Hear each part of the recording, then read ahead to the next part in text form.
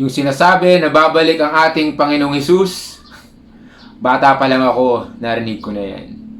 Pero bakit nga ba hindi pa bumabalik ang ating Panginoong Hesus? Isinabi mismo sa Biblia, sa Matthew 24 verse 14, na pag naibahagi ang salita ng Diyos sa buong mundo, ay babalik ang ating Panginoong Hesus. Hindi pa ba na i-share ang gospel sa buong mundo sa pamamagitan lamang ng social media? Isang post or share mo lang ay naroon na yan sa ibang bansa. Ilang Bible verse ba ang nasi-share mo sa isang araw? Wala.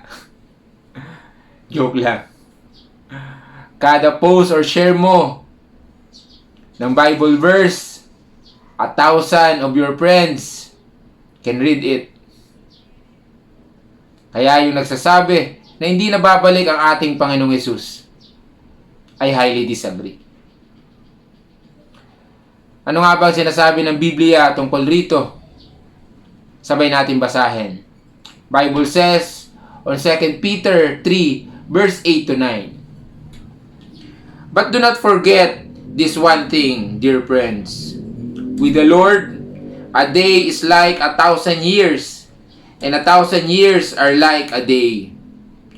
The Lord is not slow in keeping His promise, as some understand slowness. He is patient with you, not wanting anyone to perish, but everyone to come to repentance. Kaya hindi pa bumabalik ang ating Panginoong Hesus ay dahil sa iyo. Gusto ka niya maisama sa kalangitan kung saan naroon ang ating eternal life. Hinihintay ka niya magbago at magrepent sa mga kasalanan na hindi mo pa nahihingi ng kapatawaran. Mahal na mahal ka ng ating Panginoong Diyos. At kung sa mga oras na ito ay handa mo nang tanggapin ang ating Panginoong Hesus, sumunod ka lamang sa maikling panalangin na ito. Panginoong Hesus, inaamin ko po na ako po'y makasalanan. At ako po'y naniniwala, Panginoon, na Ikaw ang Diyos na makakapagligtas sa akin.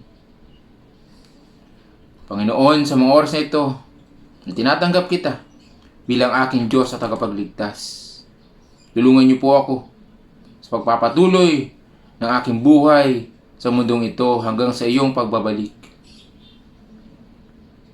Sa iyo ko po pinapanalangin ito, Panginoon, sa kapangyarihan ng iyong banal na Espiritong nag-aari sa aking buhay, sa iyong banal na pangalan.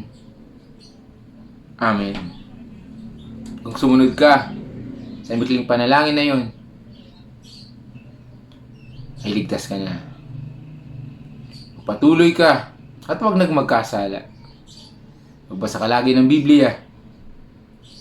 Shalom.